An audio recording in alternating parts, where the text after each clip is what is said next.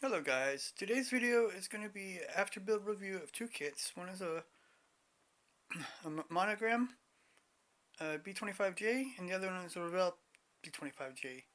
They're both uh, reboxes of the same kit and I've built them both differently. So take a look at these kits and I'll tell you some problems that came up with them and stuff. Please like and subscribe and ring that bell when you want to see when I upload new videos. Thanks for watching.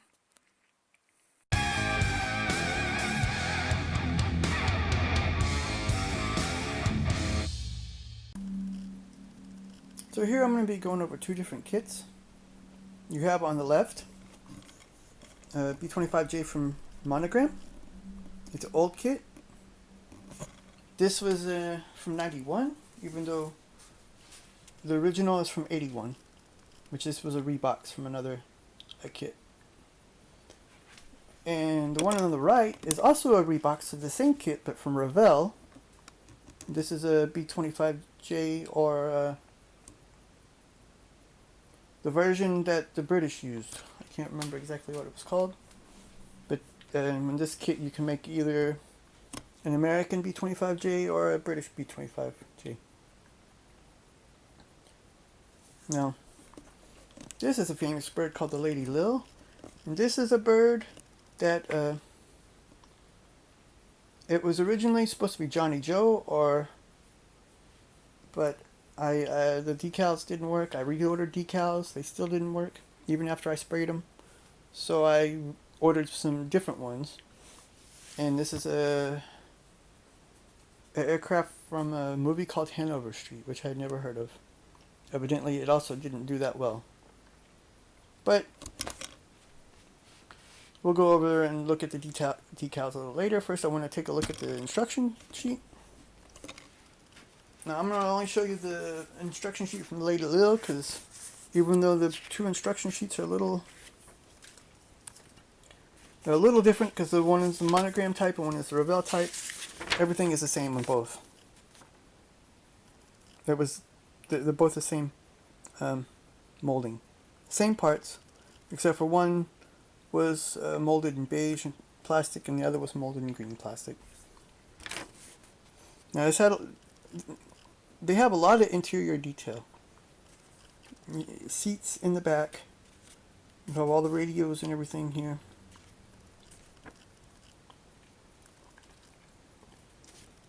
The cockpit was pretty detailed, even though I think the controls were a little bit too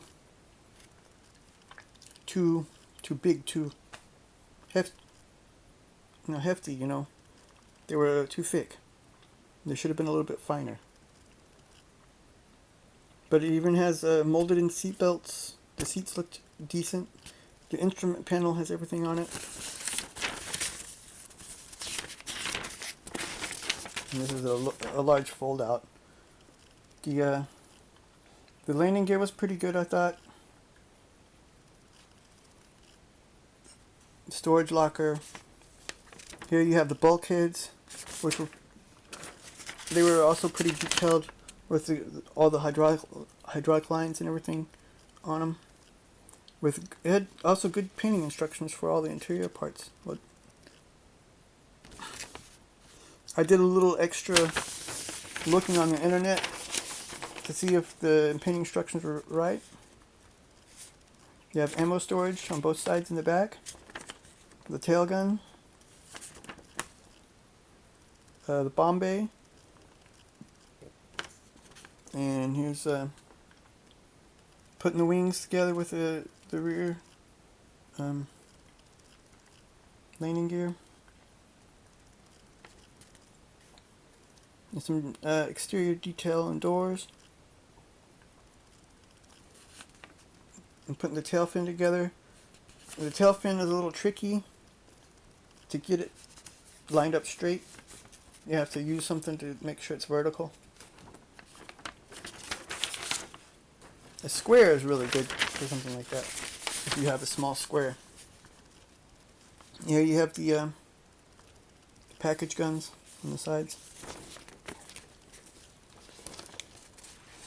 The engines weren't all that detailed, which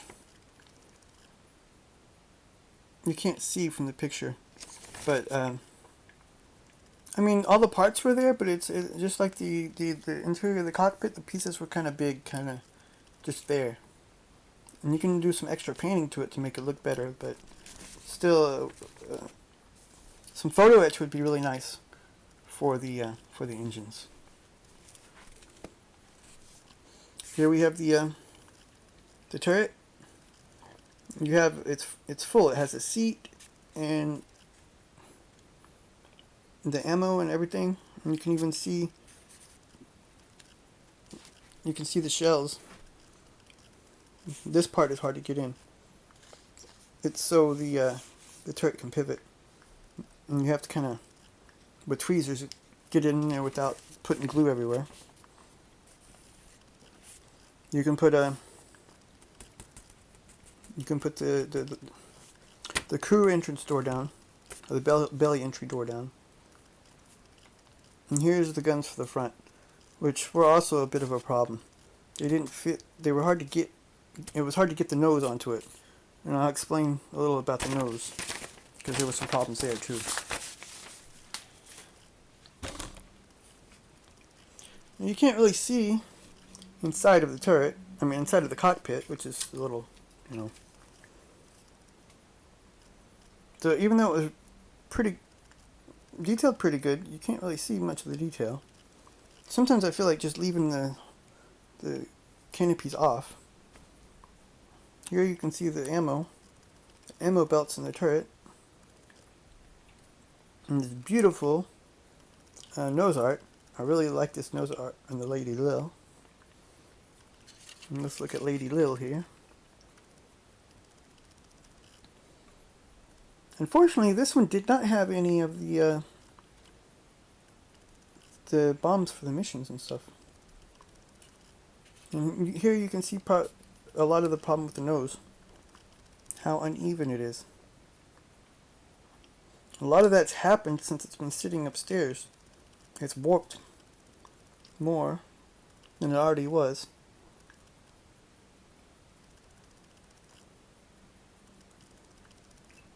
It was the same on both kits. I mean, this is a solid nose, the other one is a glass nose, but the parts were warped really badly, and it's gotten worse over time sitting there. You can see here also how uneven it is here.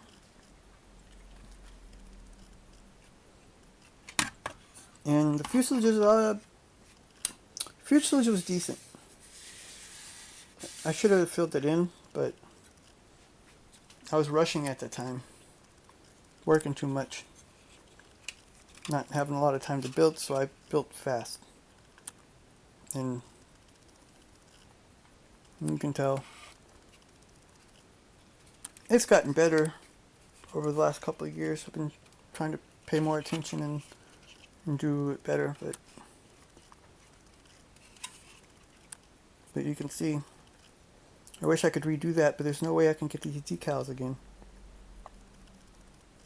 It looks terrible, the whole nose. And the other one's not much better. That was the major problem with both kits, was the warpage of the nose parts.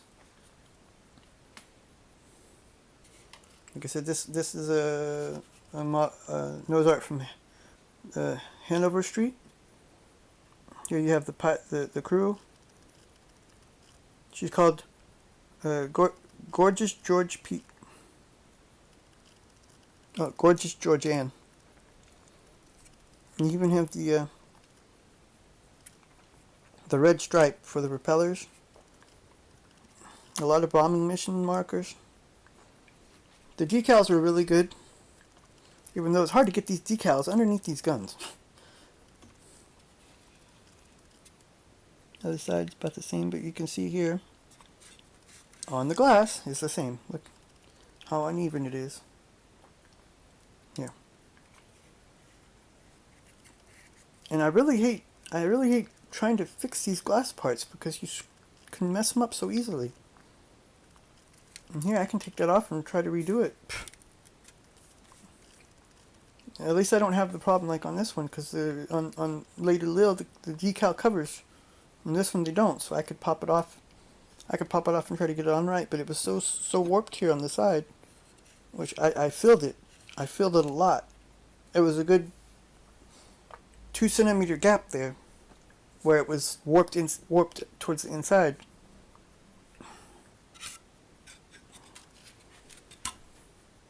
Like here. Here, and I think there's a line here too. And it was this part here that was warped the most, and towards the inside. And I put a lot of putty in here to get it, that huge gap, filled. And that's part of the problem why the glass doesn't fit so well here. But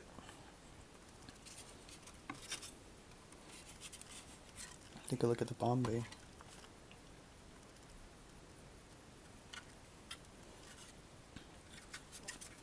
They're both pretty good models. I think the main problem is the age of the molds. I mean, I've had this one probably 20 years. Maybe a little bit more. Or a little bit less. Between 15 and 20, I'd say. I'm not really exactly sure when I bought it. Probably around 2001, 2002. And you can see... you can tell how old it is. And when I built it, I wasn't taking that much time on my kits. I was in the army at the time. I didn't have a lot of time to build. We were out a lot and stuff. But then about 2007 or 2008, I redid it. Tried to fix here the front. And then about 5 or 6 years ago, or maybe it was before I built the Lady Lil, then I repainted the whole thing and got these new decals, and it looks a lot better than it did. It looked worse.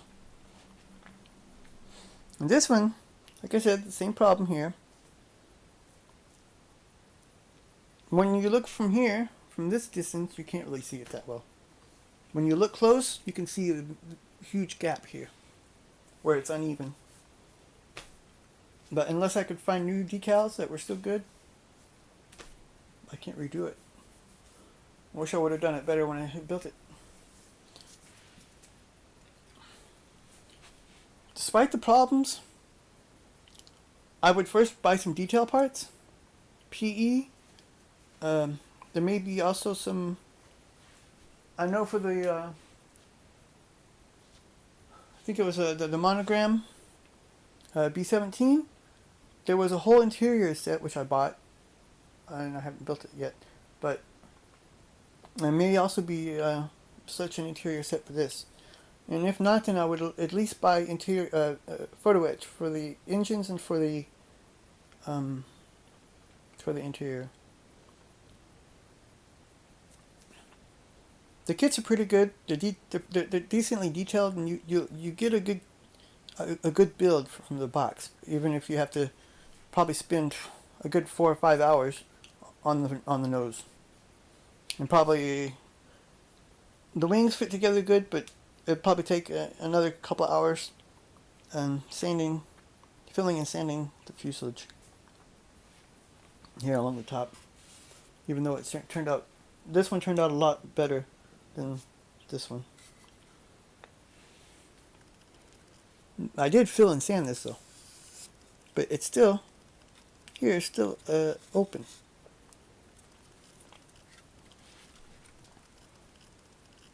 You can tell I filled and sanded. Here on the bottom, it's completely smooth, except for here on the tail. There was another. There was also a bit of a gap here, but the tail fins turned out pretty good too. Even though I had to.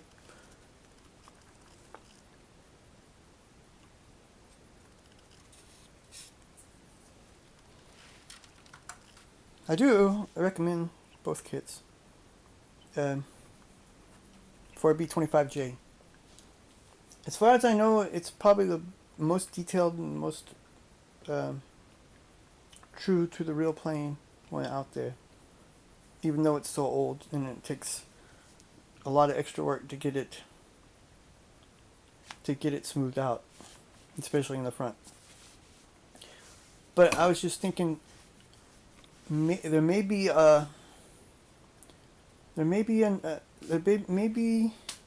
aftermarket parts that can correct the nose, since they're so warped. I have to take a look at that, and if I find it, I'll link it in the video. Thanks for watching.